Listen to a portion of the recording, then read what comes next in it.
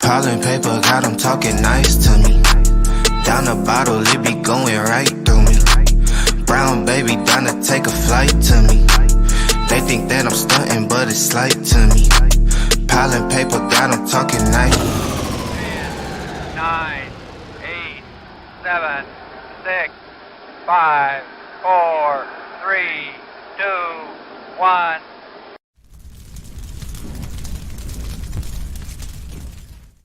What is up, everyone? Welcome to Club Collab. My name is Max Jimenez, and I got my co-host, Real Ryan over Cash. What's up, Ryan?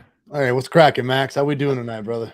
Great, brother. How's your day been, bro? Oh man, been super productive. Been busy, grinding, just like we always do. I even got to connect with you a couple times today, so it's a beautiful day. Yeah, brother. it is. It is. Plus, it's cloudy and it's getting hot out here. But man, anyways, man, don't we have a show for you tonight?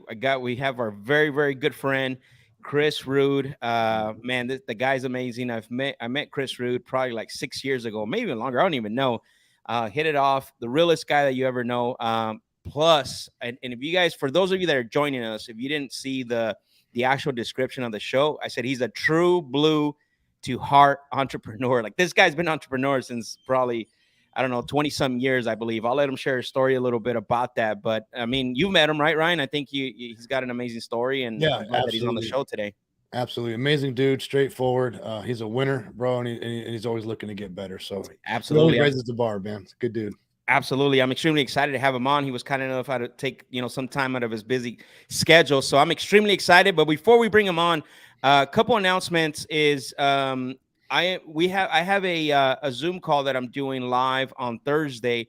So for those of you guys that haven't registered, I have the link in the description. I'll put it in the comment section.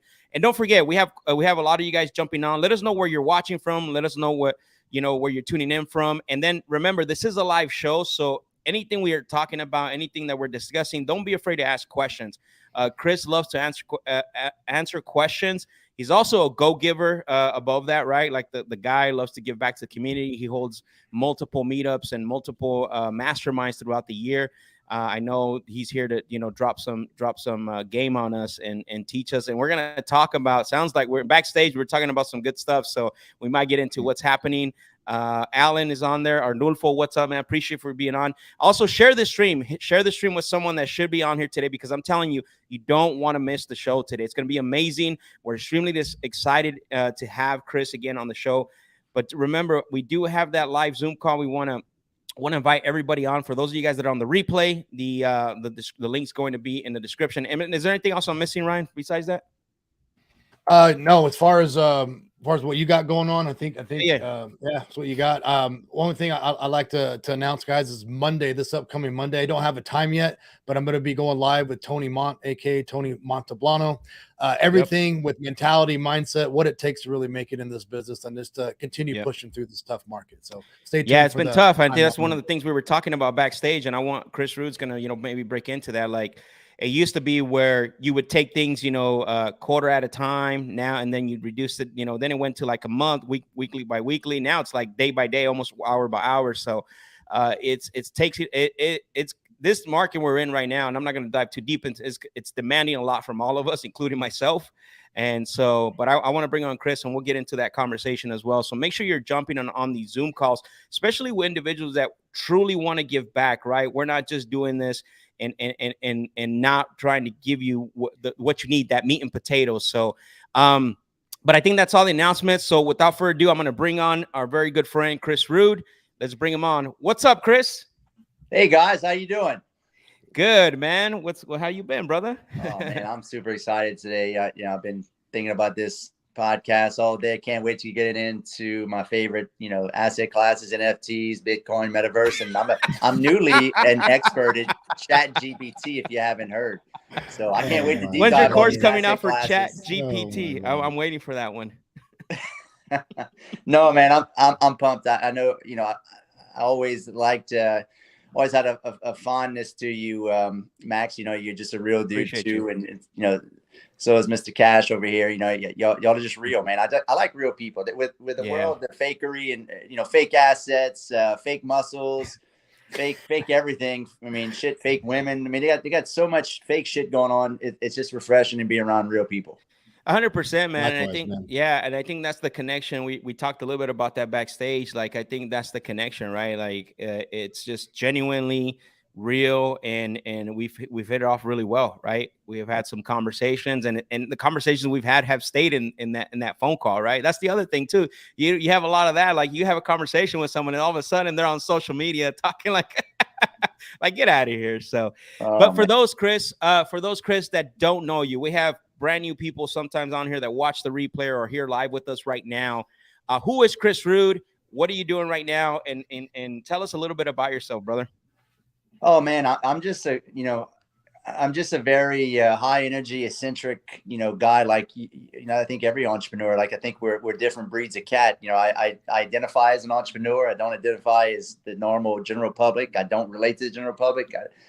Frankly, I can't even do anything the general public does, because I just don't fit in. Right. And I've been like that since a little kid. I've always been somebody that's misunderstood, a lot of energy, very over the top kind of guy. When I was a kid, they had to put me on medication because I was so rambunctious and full of energy. You too, huh? Yeah, man, it was just crazy, right? And then shit, in fourth grade, I was selling basketball and baseball cards out of the back of my book sack, selling them on the value of how much they would be worth, because it was a rookie card and this guy batted this average. And it's like I naturally had a knack and wanted to, I don't know, do business, right? Even in fourth and fifth grade. And that kind of graduated into, by the time I was in high school, I always told myself, man, I'm going to start my own business, right? Yeah. Got out of high school, went to college, went to work for my parents for a little while. I was knucklehead, partying, kind of got dabbled up into drugs a little bit, and knew that wasn't for me, and knew I was better than that. And I deep dived personal development when I was about 22 years old, and nice. I went all in on personal development. That's earlier than most, man. That's awesome. Yeah. Well, the problem was I was a rock star with no guitar from 17 to 21. So I also started early. Got all that shit out of my system.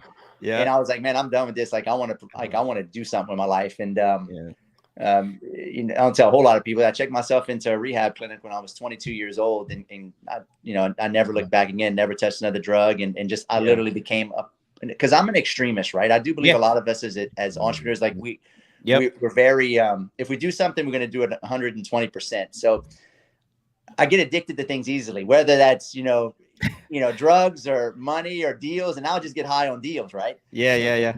And so for me, I just had to redirect a lot of that the hyperness and that energy into something that's productive instead of counterproductive. Right. And, from there, I just started gobbling up personal development, started reading books, going to seminars. I mean, when I was 22 years old, I took out a loan for $25,000. My wife thought it was crazy, and to go on some business trips at 25 years old. Wow! I bought all kind of programs, and I didn't have the money. I just had good credit. So that for me is like there was a turning point for me. And then from there, man, I wanted to start a business. Right. So when I was a junior in college, I wanted to start a business. I didn't know what I was going to do. I was cleaning my act up, learning about sales, learning about marketing, entrepreneurship. I was like, man, I'm just gonna start a business. I don't know what it is. So my dad sent me to get his oil changed in one of my, his company vehicles. And I noticed while I was there that people were complaining of how long it took. So I was like, shit, I bet you if I go and get some cards, I hand it out to people, I can go and go on site and go change their oil so they don't have to come to the quick loop. Yeah. Right. So I literally made 1,000 cards in Vistaprint, borrowed $100 from my dad, bought a set of wrenches, oil wrench, oil filter, didn't even know how to change oil. I asked my dad to show me how to change oil in his truck. Changed my first oil, like, shit, this is simple. All filter, oil plug. Yeah. Went hand out, hundreds of cards to all these fleet accounts of people that had a bunch of fleet accounts. And it took off. Right. And so in between college, I was changing all these oils. And by the time I was a senior in high school, I was making college. I was making $100,000 a year. This is 2005. Wow. Yeah. That was big money back then. Hell yeah. My buddies got out of college to go get jobs making $35,000 a year. Right. Yeah. So working for somebody. And I was like, man, I'm just going to scale this and see where it goes. End up diversifying, got into, I started detailing cars. I started doing auto glass repair and replacement. So I diversified. I was offering 3 services at one stop. So I would stop, change your oil, wash your car, fix the chip in the windshield. I'd leave, make $400 or $500 in 2 hours. Right. Yeah. As 22, 23 years old. graduated high school. College. And then I was like, I scaled it. I had a few trucks on the road. And I was like, man, this is not a scalable model. I can't just chase everybody. I need a physical location. So this is 2006, rolling into 2007. Hurricane Katrina happened. I had just built a spec home like 3 years prior to that. And the run up on the real estate. You guys know what happened in 2008. So this is the run up 2006, 2007. Right. Real estate almost doubled in value those 2 years. Right. And Hurricane Katrina happened, and we had a big migration from people from New Orleans to Lafayette. And I'm from Lafayette, Louisiana, if I didn't say that already. So that we already had a shortage of houses. So what happened was, and this is the story. It's a long story. I'm just telling you how the. Oh, you're good. I love it. This is good right here, because not a lot of people have heard this. I can tell you right now. Right. Yeah. And so the real estate, I was like, man, I said, Patty, man, our value of our house, I think it's almost doubled. The neighbor sold the house for like, it was a similar square footage for like this amount. I was like, I bet you we can make a lot of money. I said, you want to flip it? And she's like, sure, let's do it. So literally painted a few walls, landscaped the front yard, put it for sale. It sold in 3 days. I made $126,000 in my first flip when I was 25. Wow, that's crazy. So the cool and for those that don't know, Patty's your wife, correct? Or Patty's your Big wife. Mama Rood, Patty Rood. She was all in to do it. So the cool thing about that, prior to me flipping the house, I put a shop under contract from a motivated seller in one of the busiest intersections of my town in Lafayette. The guy, I put in a contract for $860,000. I was only 24, 25 years old. I didn't know how I was going to buy it. I got approved for an SBA loan, but I had to come up with $124,000, almost the exact amount to the T, 2 weeks before the closing. And that's kind of why we sold the house, to get the down payment for the shop. And it literally, so you went all in on the shop. I went all in the shop. I took that $126,000 instead of buying a Lambo or a Ferrari and all this bullshit you see on TV with all these gurus are telling you to do. Fake teeth. Fake teeth, right? A watch, a $50,000 watch. I took that $126,000 and I put it as a down payment to buy my first shop, $860,000 shop, SBA loan. I tripled my income, right? Nice. Buying that shop. Then I was like, man, I need to get some more of these shops. I kept that shop for about 3 months. I was like, I need to do this again somehow or another. Well, when I sold the house, we ended up renting. We bought a pre-foreclosure in another good neighborhood. I lived in that, I think, 18 months. We fixed it up the first 7-8 months using cash to fix it up that we made from the shops. And I bought another piece of land that I thought I was going to build on. I ended up that land sitting on it for 3 months, sold that, made $40,000 real quick. Right. Took that $40,000, used it as down payment to buy another shop, right? Yep. A smaller shop, not as nice of a shop. Lived in that house for 18 months to foreclosure. Stayed and ended up selling that, sold that, made another $68,000, and I used that as another down payment to buy another shop. Wow. So I kept using the real estate flip to scale my oil change mechanic shop and auto glass shop. Yep. So did that 3 times, and I was making real good money with 3 shops, stacked the cash from the shops. I bought a 4th shop, not using real estate, but with the money I was making, and scaled it up. So I had 33 employees with 4 locations. I was doing probably north of $2.5-3 million in revenue. I was 26 years old. I was making $500,000 a year as a mid 20-year-old. I was like, I was doing good, and I was like, shit. Did that for about 4 or 5 years, and I got burnt out. Right at 30 years old, I realized that I don't want to do this the rest of my life, because at the time, me and Patty kept having more and more babies. Right, and I had, we have 5 kids now. But by the time I was 30, I looked back. Patty, we'd had our 4th child, and she was like at home, miserable with all screaming babies. I'm coming back stressed out from all the shops and dealing with a bunch of employees. And we looked at each other, and I could tell, like, she's like, we got to do something different. Like, I can't keep doing this. You working 70, 80 hours a week. You working all day Saturday. I'll only see you on Sunday. It was hard, right? Really hard. And it gives me the chills. Think about how hard it was. It was just anxiety, but I had to provide. So but we sat down. I was like, what can I do different? Right. Like, I got into this shop, doing these shops. I had no idea. I just started the oil change business out of the back of my truck and turned it into this. Had no, real intention of doing this full time or wanting to scale that. But I was like, man, real estate got me here. Real estate can maybe get me out of it. I was like, we made all this. We've got all these shops from flipping real estate. Let's get back in real estate. So I started going on YouTube and typing in real estate investing. Right. And ended up coming to pass a black guy named, he would always say, I'm not a guru, I'm a guru. What's his name? What's his really cool guy. You know, if I know his, I forget his name, but watch some of his videos talking about wholesaling, how he made 30 grand flipping a contract. I was like, man, that's how the hell how do you wholesale real estate? Shit. So I was like, I could do that. So before you get into that story, though, I want to ask you a few things, because you laid out a lot of stuff there, right? Like you're like, that's why I wanted you to share that, because that's amazing. Like there's a lot of people right now that are watching, like, whoa, like this guy had it made and all this, right? Like natural. So one thing I like what you said is that you actually didn't want to be, and I got a very good friend of mine that's Cash Money Mike. He says, don't walk around like a civilian. You didn't want to be a civilian, right? You made that decision. I'm still curious, and I'm still kind of thinking about that. Was there any specific thing, you know, obviously that kind of triggered that? Because you said you started getting into self-development. What was that transition? Like where was that at? Because I think a lot of people don't understand that.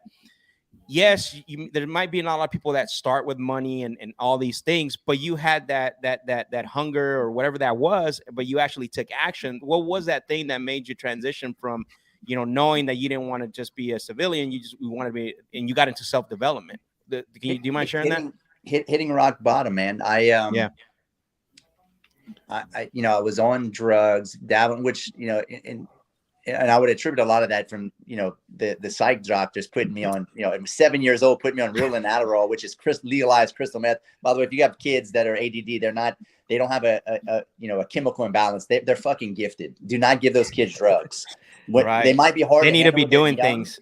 Yeah, they might be hard to handle when you're young, but when they get older, that's the movers and shakers, because they got more energy and can run circles around all those academics that can just remember shit that are you know, they're not as risk adverse as somebody like that's an entrepreneur like ourselves. So, but I would say, Max, to answer your question, you know, I hit rock bottom and I knew I was better than that. Like I had enough cognitive awareness to know that I was operating with the wrong information, because if I wasn't doing well in life, that means I had the wrong information, right? I was operating off, and that was the first thing. I knew that I was wrong. So I humbled myself, and I was like, sometimes in life, you got to press reset. Right. And I think it's a big nugget for a lot of people that are following, like, you're not doing well in life. Like, then humble yourself and say, hey, I know that I don't know. Yeah. Let's start over. It's okay to press the reset button in life. Right. Yep. So I did that first and foremost. Secondly, I'm not kidding you, Max. This is probably the most important. Y'all need to write this shit down. I dropped all my loser friends. I literally stopped. I love it. To everybody. I cut out everybody in my life, and I became number one. I love that. I became very selfish, right? Yep.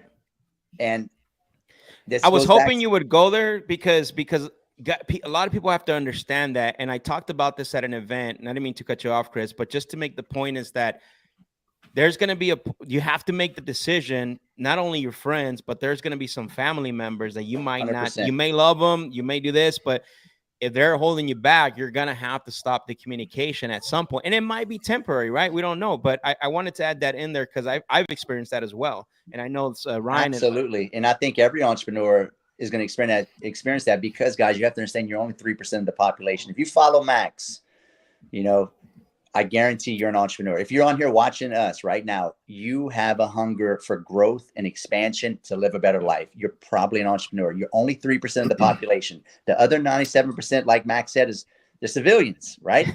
Nothing wrong with being a civilian. Yeah. We need those guys, right? Yeah. Yeah. But if you're hanging around a bunch of civilians and you're a captain, right? You know, or a major general, dude, they're going to hold you back. Because and then you're going to get misunderstood, because they're not going to understand why you take so much risk, why you want to build wealth, why you want to make money. Like, no, chill out, like, come hang out, let's watch some ESPN and smoke a joint and drink a 6-pack and talk shit, right? That's honestly, I mean, that's the wolf and wharf of this planet. Most people don't want to build wealth. So if you're talking about building wealth, the people that don't want to build wealth, you create what? Criticism. So you have to guard your environment, cut all the people that are not entrepreneurial out of your life. Doesn't mean you don't love them. Yeah.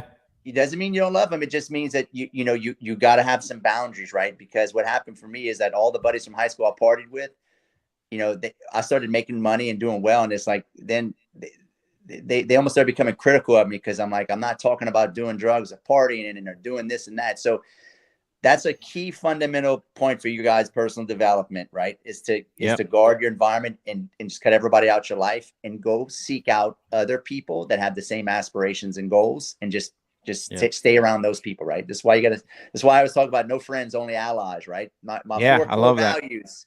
My four core values, I'm gonna tell you, and it may sound like shit, but it works for entrepreneurs. 1, unless you're giving me value or I'm giving you value. 2, unless you paying me or I'm paying you. 3, unless you come from my body or I come from your body. And 4, unless you having sex with me, I ain't fucking with you. That's the hardcore truth. And thank God for Big Mama Ruth, she's the only person to have sex with, right? Yeah. But think about it. Let's review that. The first one, unless you're giving me value, I'm giving you value. Entrepreneurs give each other value. We don't get around and talk about nothingness. Nothing else. Yeah. That's the natural conversations and value that people that are entrepreneurial give other entrepreneurs. Like we either give each other value, we're paying each other, or we're doing business. That is the facts, exactly. right? And then you separate that from the people that come from your body, which are your children, your mom and dad. Even though they're not entrepreneurial, you got to pay attention to them because you owe them the respect of that because they're family, right? And then your wife is going to be, the most important person in your life after that. So if you operate with those things, you'll be in good shape. I love that. And I wanted you to cover that because I think that's important, right? Because I know everybody has a point where they need to make that, but a lot of them don't do it, right? Like I wanted you to touch on that because I think that's a really crucial. I went through like a period, and this was when I first found out about wholesale. I didn't know what I wanted to do, and I always wanted to be an entrepreneur, have my own business, and then I just finally gave up. I'm like, not give up, excuse me. I had a reset, and I went to work. But during that reset time, I was like 4 years into it. I was like, man, this is not what I want to do for the rest of my life. But then I realized like I have to get better myself. And I went through a period, like a 6-month period where I actually just dove deep, just like you, into self-development. I didn't talk, I didn't hang out. I didn't, chill, none of that stuff. It was just working on my mindset so I can get away from the old thinking. And it took that for me. I wasn't going to any more birthday parties. I wasn't doing that anymore. And that's what actually slingshot me forward to understand, like, this is what it's going to take, is separation. So I'm glad that you shared that. I think that's very powerful. You become your environment, right? If you hang around a bunch of gangsters, you will become a gangster. If you hang around a bunch of millionaires, if you hang around a bunch of millionaires, you're not a millionaire. You by default, long term, you'll become a thousandaire, 100,000aire, and then eventually a millionaire. You emulate who you're around. That's just the natural progression of your environment. So so true, so true. But Manuel said someone told me I was going into a locker room of football players explaining basketball. That hit me. That makes sense. That makes sense. Yeah. So this point right now, your story where you're talking about, obviously you noticed that real estate was the thing that was pushing your, that was opening up doors for you to get shops. And, obviously you were making some big rips at that time, but it sounds like you weren't wholesaling. You were just about to discover this. And I think Cash Money Mike, I don't know if he's on here now, but he said Nasir. Is that who you were talking about? Nasir? That's who I was talking about. Yep. Got it. So at this point, so up to this point, you've only been flipping. It sounds like, that's what's going on, Chris?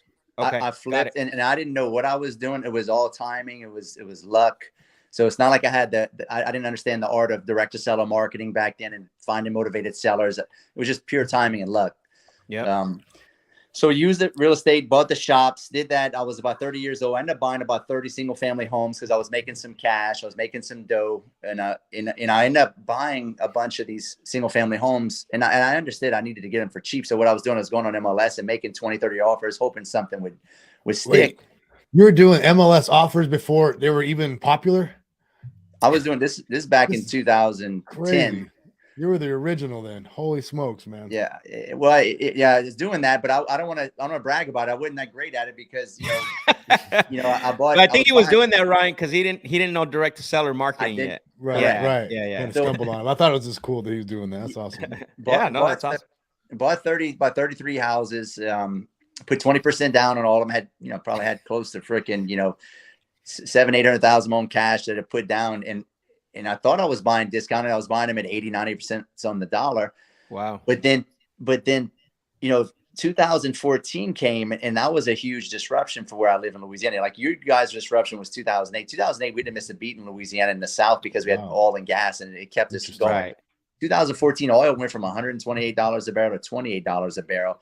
And that's when I got my first real kick in the balls, right, so to speak, in real estate. And I had bought all these houses, and I, you know, even though I bought them at 80, 85 cents a dollar, values came down 15, 20%. So I was upside down on some of them, at parity on others. And on top of that, half my tenants were all field workers. They left.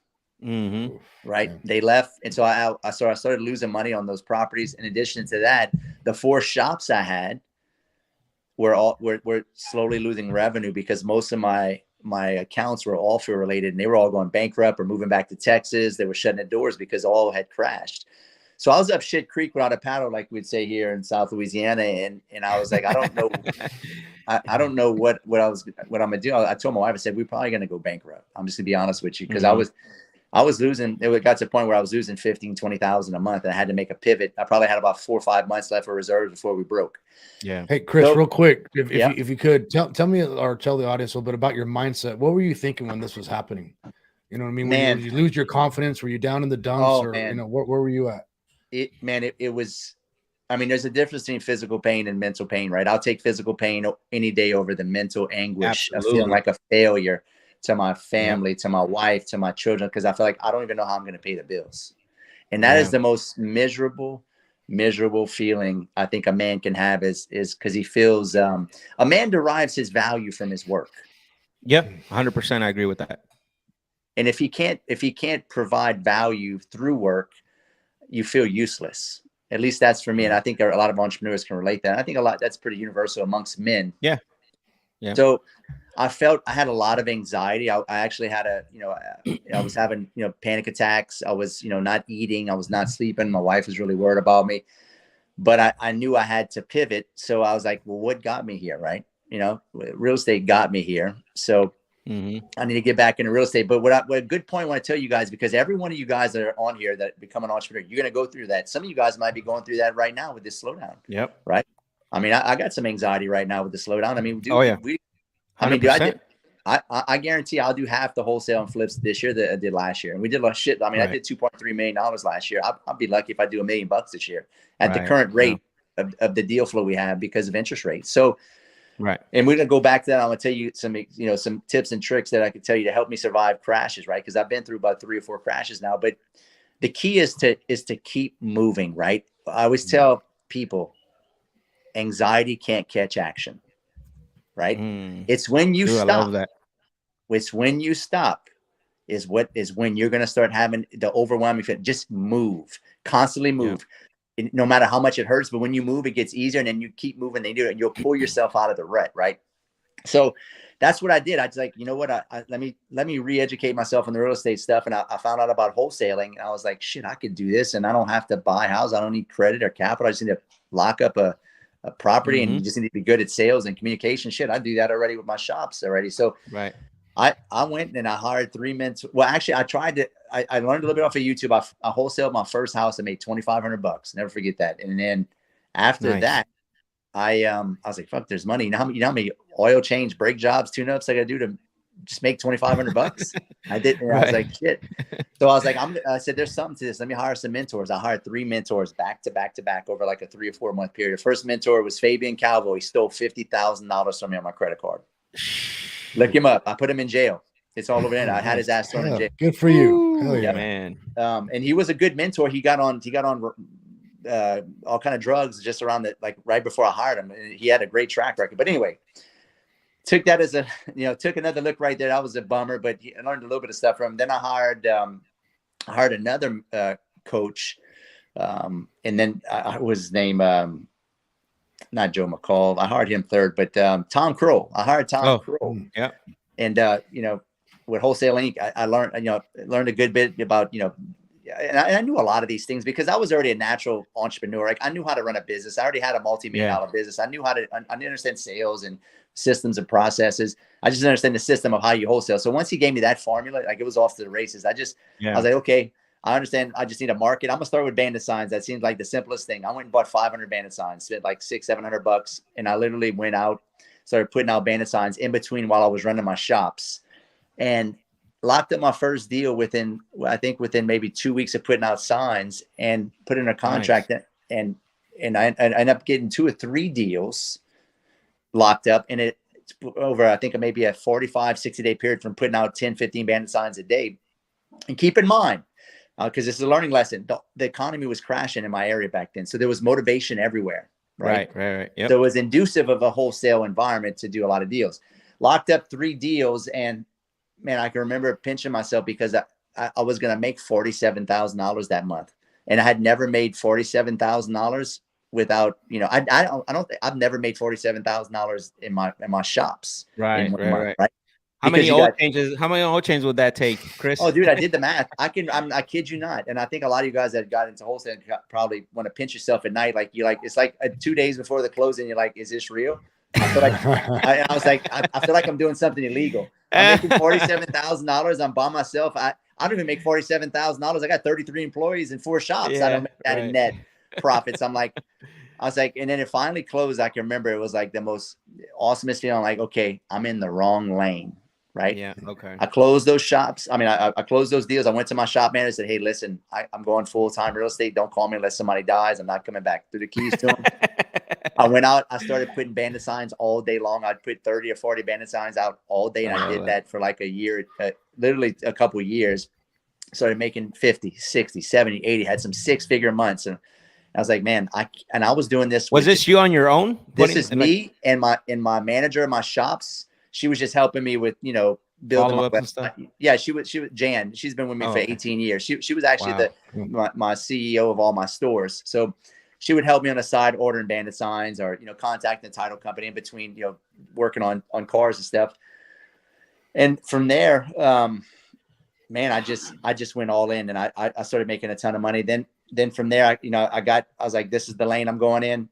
It really kept me from going bankrupt, Max, because I was losing so much money at my shops and the houses. So I slowly started selling off all the houses, all the shops, got out from underneath that because I really was making a lot of money, but I wasn't, because I was losing like 20-30 grand a month. I was covering my losses. I really should have went bankrupt. I mean, wholesaling saved my businesses. Right. So got rid of all the shops. Amazing. I still got one to this day. I'm $1.6 million in the hole to that shop to this day, because I never really walked away. When I threw the keys to, like, I never went back to the shop. Started making too much money with wholesaling. Right. Then I got hooked up with a guy. I went to Grant Cardone's first growth con like 8 years ago, and he only had 2,500 people there. Bought the most expensive tickets. I brought my wife with me.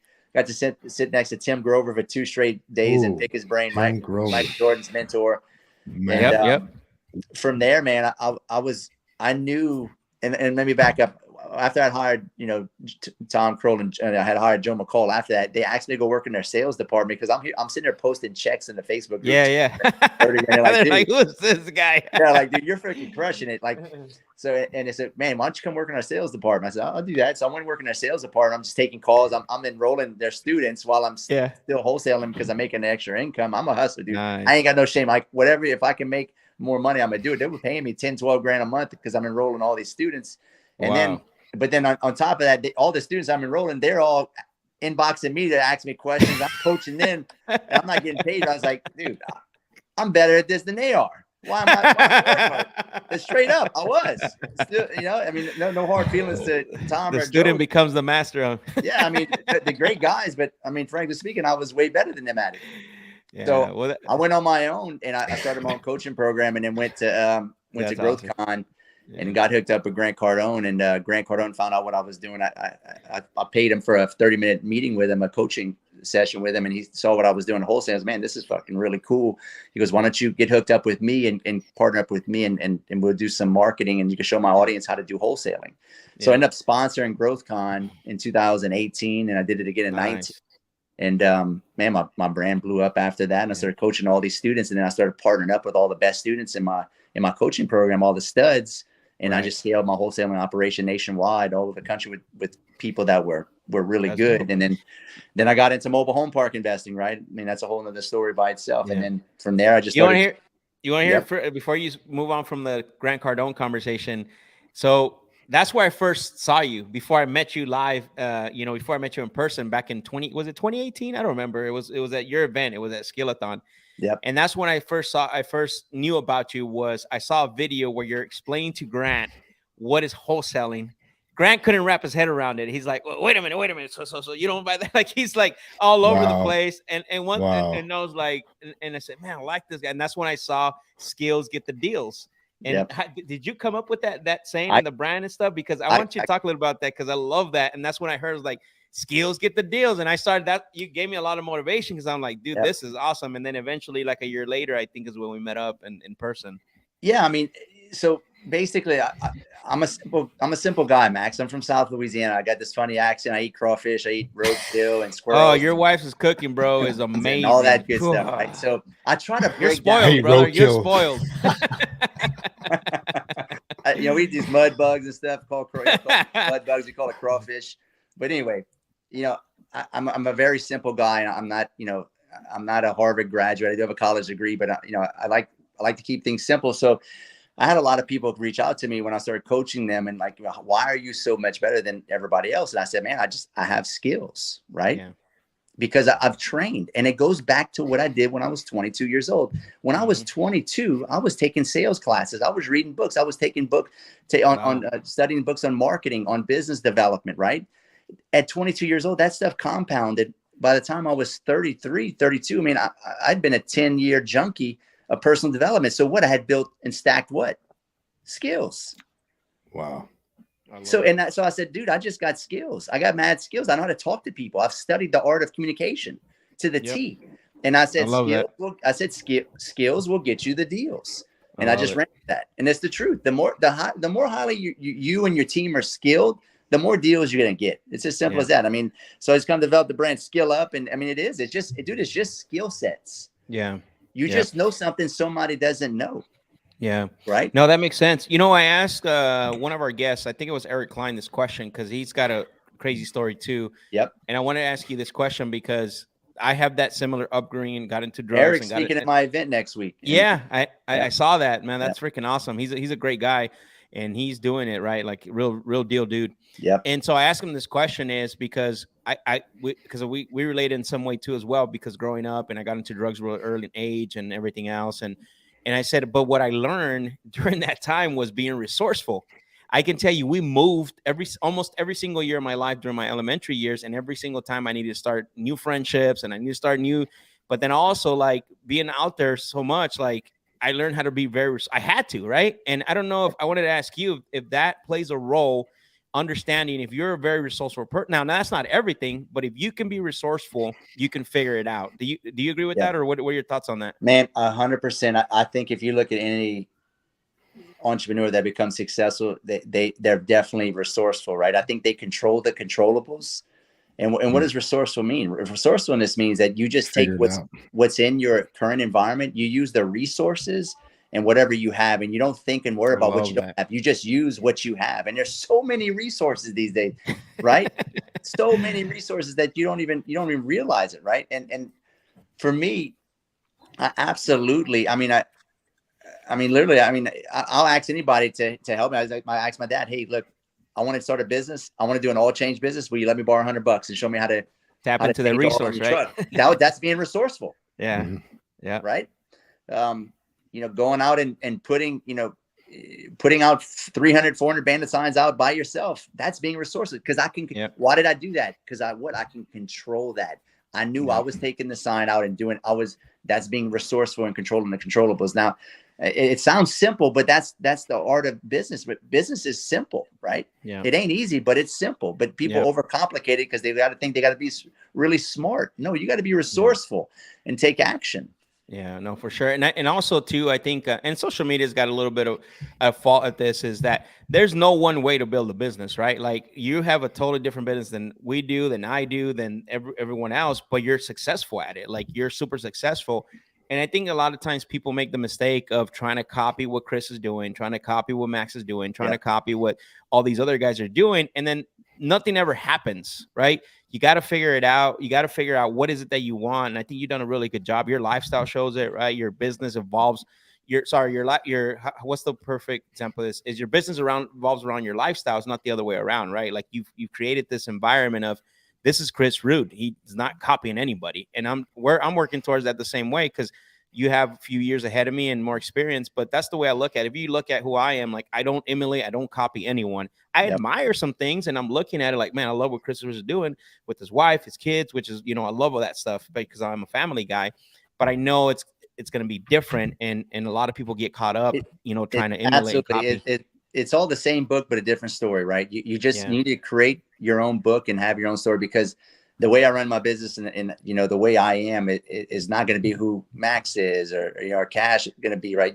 You've got to do what, if you just move, the world opens up for you and you'll find your purpose, right? Yeah. It's about finding it. Everybody's like, Chris, what's my purpose? How do I find my purpose? You don't find your purpose. Your purpose finds you through action, because doors open when you take action, and you find out who you are, an entrepreneur, as a man, as you confront adversities and you're put up against the wall. It pulls out the best of you, and then you find your purpose, right? A man finds his purpose through his work and through his struggles. It's good to struggle. It's good to go through adversity. Everybody's trying to avoid adversity. Listen, that's sharp, right? Yeah.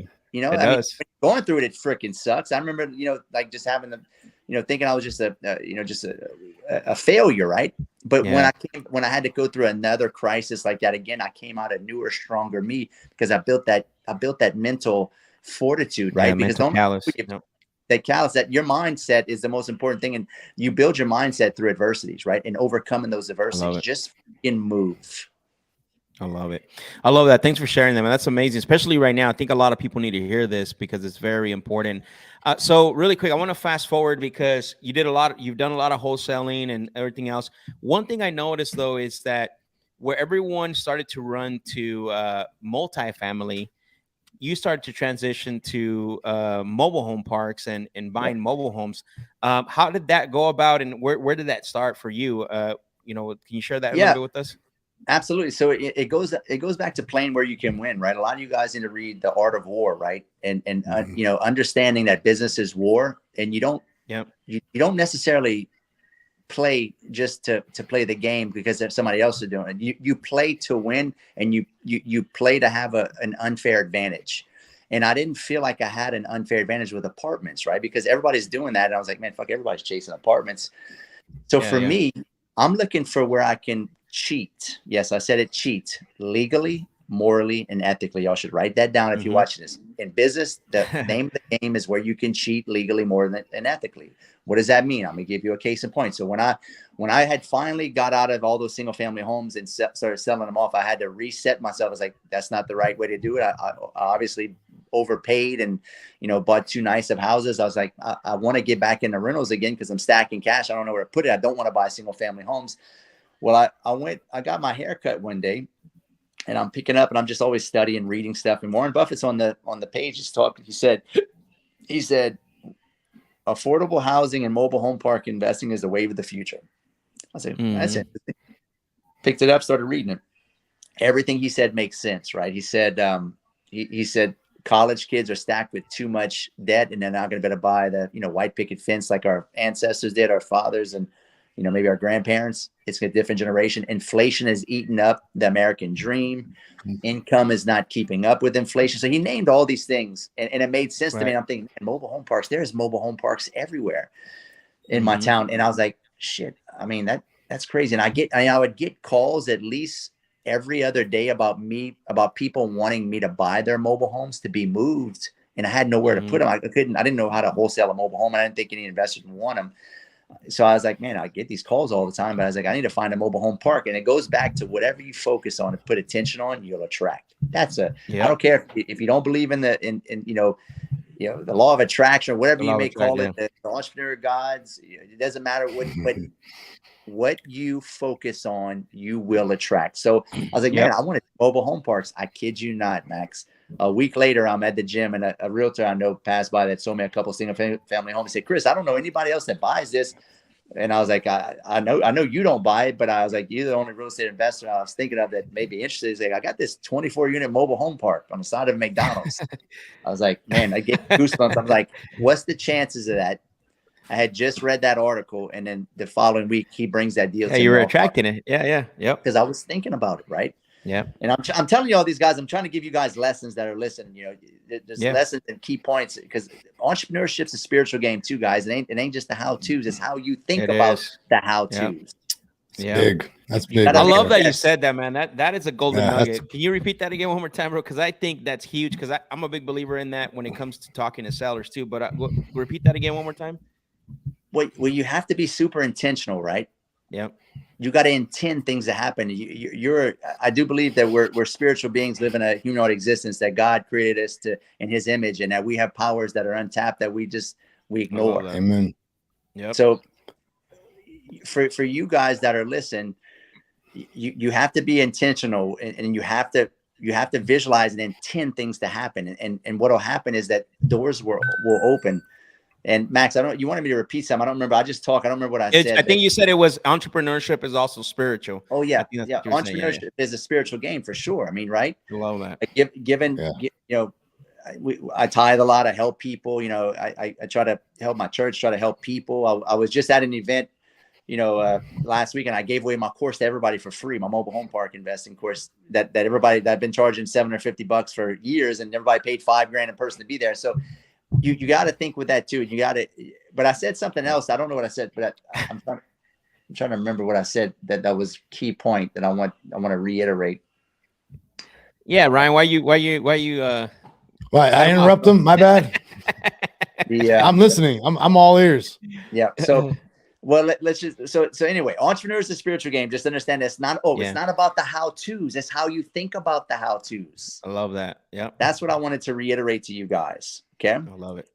So with that said, you will attract what you think about, what you focus on, what you intend to happen. It may not be in the exact form in your mind, but you'll have strange manifestations that'll happen because that's what you're intending to happen, right? Yeah. And I've lived this way my whole life. Like, things just happen for me and my wife because we write it down, we put it on paper, and we have our intention for it to happen. So that's first and foremost. You need to have the intention to have an awesome life and be a badass entrepreneur and say, I can do this. And if it doesn't work out, it doesn't mean that it can't work out. It means maybe it's not supposed to work out, or maybe you got the wrong information. You got to keep pivoting. Or you're not ready for it. You're not ready for it. Keep moving, keep pivoting, keep learning, keep evolving, and doors will keep opening, right? So I got into the mobile home park space. Then I ended up buying that 24 unit. It was when I look at it, it was 24 units. It was missing like 8 or 9 trailers in there. And I was like, man, I bet you all these wholesale leads that are coming through that are mobile homes to be moved, I could take those mobile homes and fill up this trailer park, because they were willing to give me these trailers for like $5-10 grand, like super cheap. So what did I do? I found a gap, an unfair advantage. I was like, dude, I can buy a $10,000 trailer and probably get $750 a month. Yeah. And that's exactly what I did. I was buying $150,000-$200,000 houses to get $1,500. Here I am spending $10-15 grand to get $850. Right. Getting all my money back in a year. So I started paying cash for all these trailers, and I started hauling them in all the empty spots. I took that park from getting $7,800 a month to like $14,000-$15,000 within a year. Filled it up, doubled the revenue. So I felt I had I had a strategic advantage, so to speak. And I was like, man, I like it a lot. I don't have to borrow millions of dollars to have. I mean, how much? You know how many millions of dollars you got to borrow for apartments to get $15,000 of gross income?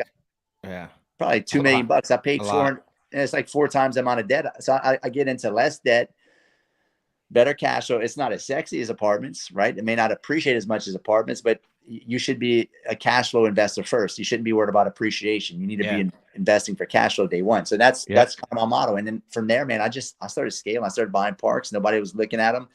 went up, right? We sit on about, I think we own around 17 parks right now across the United States. Wow. How many, what's the time frame of that from your first one to the 17th? 2017 to today. Nice. So see, I didn't even know that. And I met you after that. You were hiding that really well, bro. Like that was, again, not only is it a strategic advantage, but also your competitive advantage, right? Because that's how you're moving and shaking, you know, and no one else is.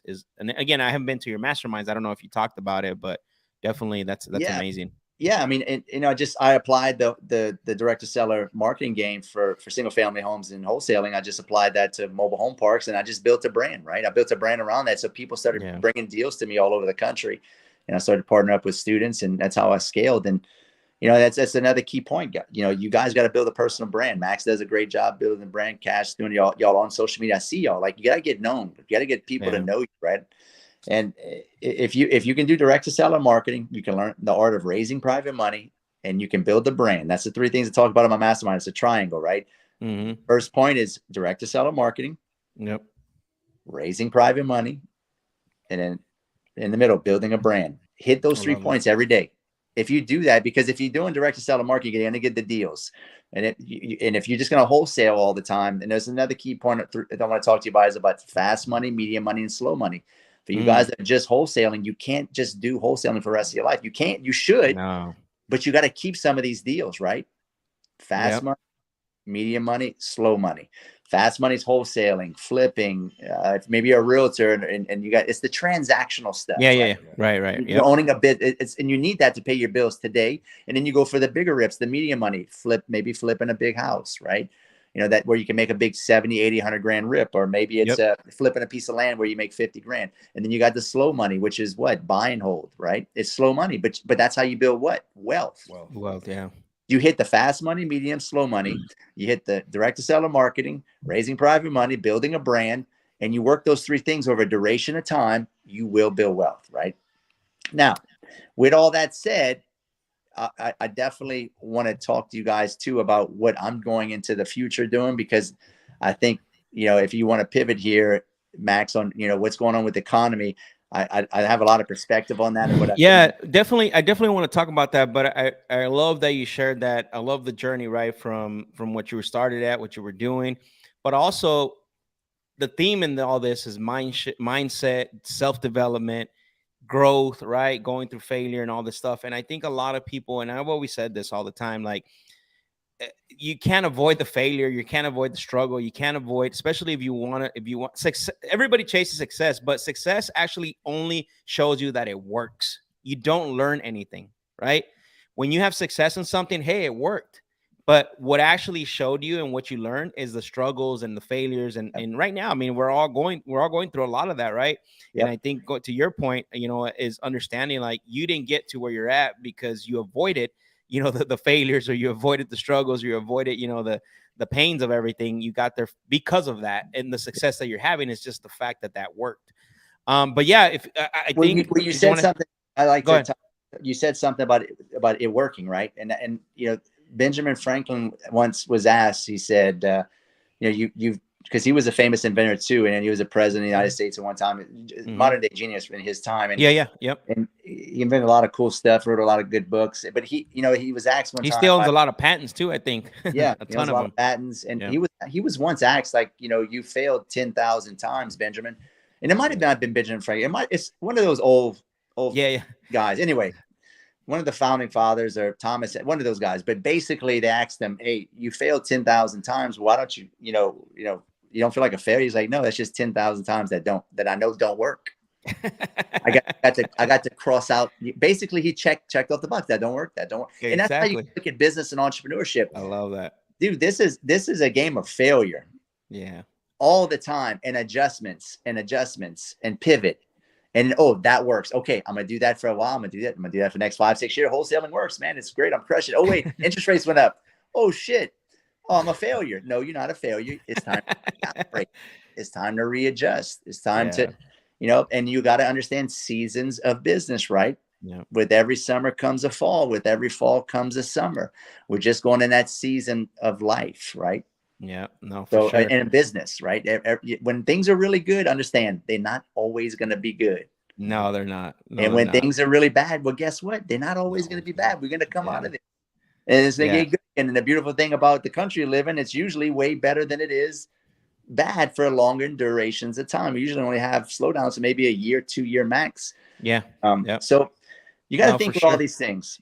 Yeah, no, I love that. And it's something that I'm learning, right, being a young entrepreneur. But yeah, I'm glad I started when I did because of the work that needed to be put in. I didn't start in that prosperity bubble where everybody came in and they became order takers and all this stuff. Like I started previously of that. So this is a little bit different for me, but I know that I need to do the work. I know that I need to take action. I know that I need to keep moving. I love that for reinforcing that for me personally. I'm taking a lot of lessons right now from you, Chris, honestly. But tell us a little bit about what your thoughts are. Obviously we're here now having this conversation. Like, what are you seeing? What do you think what's going to happen? And is there some hope here? What's going on? Tell us a little bit about, because you're tapped in pretty well. I know you read some of those banker books and some of the things that happen. And what they say is that history doesn't repeat itself, but what is that phrase? It rhymes. Yes. Yep. Yeah. So what I'll start with, look, I've seen it slow down tremendously too. I mean, we took a massive hit the last quarter and this first quarter. We're finally starting to see like where deal flow starting to come back because March, which look, it's always slow in the last quarter this November, December. It's since I've been in this business, it's been slow but it's not been this slow. Yeah. And that's a combination of them, going up on interest rates 4 or 5 times now. Right.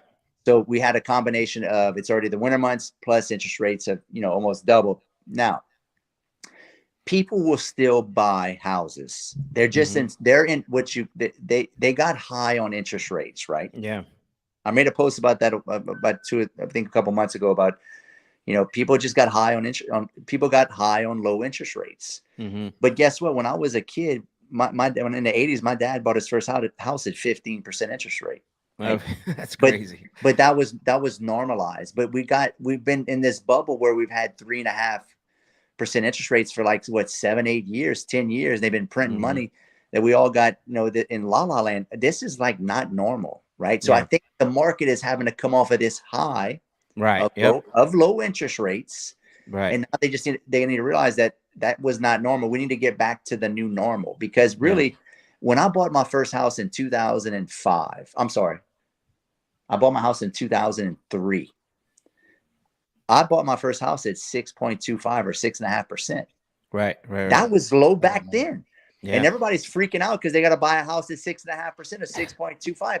Dude, that's normal. That was low even back in 2005 because in the 90s, it was 9.5%, 10%. And then in the 80s, it was even 15. It even got up to 17.5%. Damn. So you got to understand history and perspective. It's all cyclical. It's cycles. Yeah.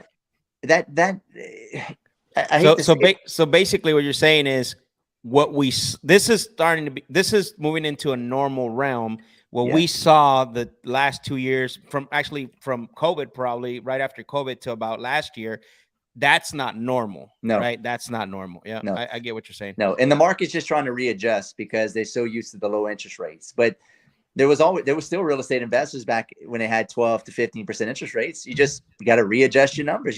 You're buying cheaper. All it's doing is making values come down. It will balance out if they keep the high interest rates. So it's not like at the end of the day, real estate investing is no more good. No, it's just recalibrating. And you got to hold on long enough. So that's what the first thing you got to understand, that this too shall pass and things will somewhat normalize, right? There's going to be spikes. You got the ebbs and flows of the market. But another thing you need to understand is that, I'm going to get real political here because it is what it is, right? We're living right now through a political time. If you guys haven't picked up the book called The Fourth Turning, because I don't want to get too deep, and you need to pick up the book, The Fourth Turning. It talks about cycles in political history, right? What we're going through right now is a new financial reset, and the world at large and the globalists and the world, the elites of this world know that the financial system is bust. It's bankrupt. Every financial system on the planet right now has exuberant amounts of debt, can't service the debt, have more liabilities than they have assets, and we're just on the printing press. So we know that we're coming into very turbulent times as a country, right? I mean, we have more debt than we've ever had. We got $32 trillion worth of debt right now. Yep. We have Medicaid and Medicare that are set to go bust by 2030. Right. Dang. We have more baby boomers we have 10,000 baby boomers getting on Social Security, Medicaid, and Medicare every single day, and it's already bankrupt. They're saying within the next 4 to 5 years, that's going to go bankrupt. So you have to understand, to be a good business owner and entrepreneur, you have to understand politics. I'm sorry. Some people say, well, politics don't bother me. Yeah, go ask the guy that lives in Argentina when the communists took over, or Brazil, or Cuba when Fidel Castro. Or for sure. There's definitely a play. I always, as much as you don't like to, think that it's not, but it is. It really is. And bad policies make for bad, outcomes, and vice versa, right? And one thing what's funny is you said about the world economies and all this. I watched a this was probably a couple weeks ago. That China was in trouble for a while, and they probably still are, but they claim to be like they're the superpower, but something happened within their financial system, and it was one of the biggest banks that went bankrupt, that was financing a lot of buildings, and they were financing a lot of homes. People put their money into actually prepaid, and those guys went closed shop, and they were ready to hang them. Like, they went out and wanted their money, and nobody was spending money. They literally stopped spending money, and the government was actually scared because the economy wasn't moving anymore. But I think you're right about that. Like, as much as you don't want to be thinking of that you have to, because again, policies make the things that were the bad outcomes, or whatever the case would be. I can prove it right now. The government, along with the Federal Reserve, got together and said, hey, we're going to raise interest rates. Look what it did to business. It's crushing businesses right now. It's crushing real estate. So don't tell me the government has nothing to do with business. Yeah, absolutely. We're living through it right now. This is I mean, real estate slowed down. Buyers got scared. Sellers got scared. And that's why wholesaling got really slow. And it slowed down because of the policy of the Fed and the Fed chairman wanting to, ease all this inflation. That was the reason why they're supposedly they want to taper inflation. So with all that said, first and foremost, you got to pay attention to policy. That's why I'm so vocal about, I know I'm one of the gurus out there that talks, about politics, and I get a lot of hate for it, but dude, it's in your face. You got to understand. You don't want to talk about it because it ain't popular and sexy, and it doesn't pretty Bitcoin, NFTs. But I live in the real world, right? I live where interest rates affect business, and policy makers set the tone for business. So that makes with sense. all that said, understand that. Secondly, understand that when one thing gets bad, another thing can get good, right? And understand that there's so many other things you can do inside of real estate to diversify. And I'm gonna tell you guys what I'm doing. And this is why it goes back to fast money, medium money, and slow money. Right? My fast money right now has gotten really bad. The wholesaling and flipping kind of pulled back a good bit. But what is really doing really well right now is my slow money.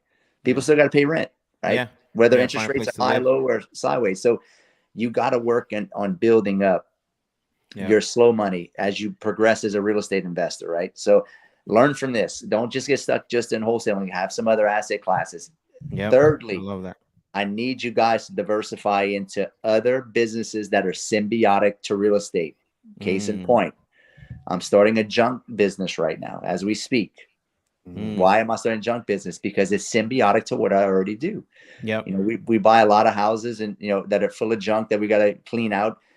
And on top of that, it's a great business, right? You can run ads and get a ton of work, and it's still real estate. And then on top of that, I know that if I start a junk business, just from the pure ads that I run, I'm going to buy 1 or 2 houses just from the people that are trying to get their junk out. That brings in leads. Yes, right. And my PPC leads used to be when I used to do PPC back when I was a newbie wholesaler. I was getting leads for $4 a $2 to $4. Not no more. Not no more. It's $250 a lead. But guess what? The junk collecting business, I can get leads right now for $4. And guess who's calling? If you calling me to come clean out your junk house, you're probably what? Oh yeah, there's something going on for sure. You're probably motivated. Yeah. So I'm going to use the junk business as another vertical Yeah. To make revenue, fast money, but I'm also going to use that to get $4 leads on PPC, which are the best leads you can get out there to make, to possibly buy their house. And I know it's a great business because I already got students right now that are doing that doing that business model, as far as they're getting so many leads. Like, man, this is crazy, and for cheap, right? So you just got to think with that, or maybe start what else is that you can do, because you can, like, here's the beautiful thing about wholesaling. It doesn't take all of your time. You can do wholesaling and still do something else. Yeah, 100%. It does. You're right. It's a beautiful business. I don't know the business model that gives you the highest return on your time. I mean, you can literally have an hour in a deal and make 20 grand. Yeah. Where can you make $20,000 an hour? There's no business. No, there's no business out there yet. You just got to take the action. You got to take the action. You got to develop your skill sets and negotiation. So if I were you and you're a newbie wholesaler, maybe you're established wholesaler and your income is suffering, my income is suffering. I mean, you just got to pivot and add on more spokes to the wheel, right? I got wholesaling, I do flipping, I got a bunch of partners that I wholesale with, so I get leads from all over the country with these other partners. I have my mobile home parks. I own a bunch of Airbnbs that are making money, right? I got my coaching, I got my masterminds, I got my meetup. I'm starting. I just reopened one of my mechanic shops. Right. Nice. That I have. I got. Are you still doing the AC business, or you got out of that? So I had 2 deals I'm looking at. The one I was about to buy, I just pulled out of because it wasn't. He told me some untruths, right? I'll put it that way. He told me he did $10 million in revenue. I went meet with a CPA, did 1.3. That's a huge discrepancy, man. I think, wow, dude. Yeah, I was like, talk about putting the decimal in the wrong spot. Yeah, I could handle if you told me 2 million. I mean, that's, I'd have been like, okay, I mean, fair game. But Holy 10 million smokes, bro. That's some Instagram numbers there for you, bro. Oh man, Jesus. So I was like, man, so I was like, this probably, if he's telling me this about, bro, he's saying 10 million, and it was like, the reality is 1.3. Like, yeah. So and a few. He gave it all away. You gotta forgive him. so I passed on that deal, but I do have another HVAC company to look at getting owner finance with another student of mine in Tampa. This is the local deal I pulled out of.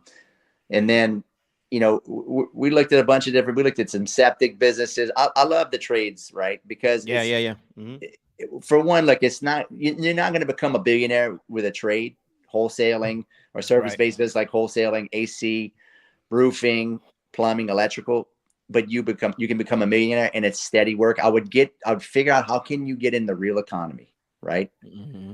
Get in the real, when the shit hits the fan, guess what? People are still going to shit. Plumbing, HVAC, right? Yeah. Dude, listen, people will pay their HVAC bill before they pay their mortgage. That's true. Right? Wow. So you got to think about all these things. Diversify, young wholesaler entrepreneurs. That's what my whole. You hearing that, Alan? I'm talking to you. Figure out what you can do extra on the side, because wholesaling will come back. It will get busy again, and we're all probably still doing deals. But I mean, I've taken, like, literally the lead flow has been cut in half. Yep, it has been, and that's across the whole country. I talk to everybody. I mean, go ahead. Not only has the lead flow been cut in half, but also on the disposition side, man, the game has changed. Yep. And so a lot of these buyers, right, if you're not doing something like seller finance or something like that, like you got to buy really deep, because these buyers are wanting them. But at that point, if you're buying it at 30 to 40 cents on the dollar, you might as well, like you said, right? That's why you need to get somebody that has that capital, so you can start buying a lot of those. And so the thing is that because if I'm going to negotiate, which I know I have the skills for that, to negotiate a deal at 45 cents, to 30 cents, like, obviously in a market where there's going to be some action, I'm not going to go, where there's no action going on either. But it's gotten really hard on the dispo side as well as much as on the acquisition side. So it's almost easier to buy the deal, especially if it's like under, medium house price range, to try to sell it to a retail buyers can buy it to live there, than it is to wholesale it to an investor right now. Yeah. Because retail buyers are still buying, especially in my market, anything 250 and below, and it's probably higher in your market. It's probably 350 or 400 and below. It's still pretty much selling on the open market. Yeah, it's still selling. Yeah. Yeah. But even investors are they're gun shy right now. Yeah, for sure. Cash Money Mike says that 90% of the next generation can't change a light bulb right now.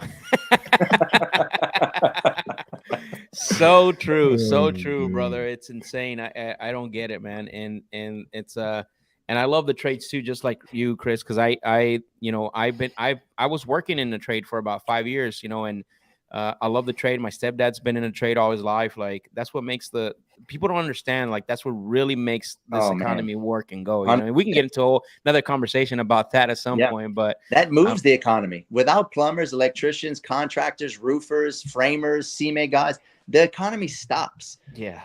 Truckers. So I know it's not sexy and it's work, but you can, dude. I know guys that barely graduated high school that have lawn businesses that make $500,000 a year. I know guys that are plumbers that were barely past high school, didn't go to college, that make $600,000-$700,000 a year. Yeah, that's right. Crazy, so you got to think, and I'm not saying to stop wholesale. I'm not saying this. I'm just telling you, figure out how you can supplement it. All these trades are all still real estate related. They're just service-based business around real estate. Wholesaling is a service-based business that services the real estate sector. That's it. It's not even. It's not. And I posted that the other day on my Facebook, and some people were tripping out. It's like the 3 illusions that are lies on about wholesaling, and that was one of them. It's a sales and marketing. It's not real estate investing. And not a lot of people talk about that. There's only a few people that talk about that, and that's why newbies get caught up and quit, because they're thinking it's about the real estate. It's not. It's servicing. It's providing that solution, and you got to be good at marketing and sales, right? That's why people will all spend you on the marketing side. But if I can get good at, you can get at converting, you don't need that many leads. You can just convert the ones that are coming in. So, And that goes for any business, right? If you can be really, really good at marketing and sales, I mean, that's why I was so good at the mechanic business that I had in the auto glass. I scaled that to the biggest shops in my town, is because I understood sales and marketing, right? Exactly. If you're good at sales and marketing, you will outperform somebody that just does a phenomenal job, but that doesn't know how to do sales and marketing in a business. Absolutely. Yep.